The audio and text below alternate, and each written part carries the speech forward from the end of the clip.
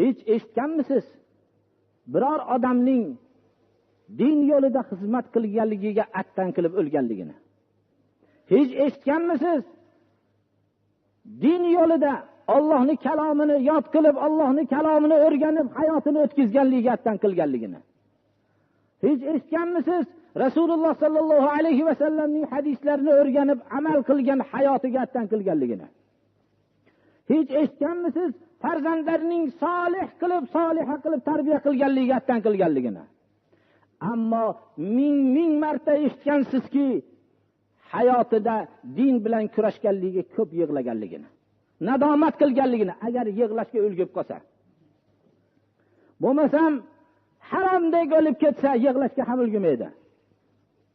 Hech eshitganmisiz? O'zining dindorlarga qarshi kurashganligiga attan qilmaganligini, hayotini dahriylik bilan o'tkazganligiga ko'p attan qilmaganligini eshitganmisiz? Ko'p attanglar qilganligini eshitgansiz.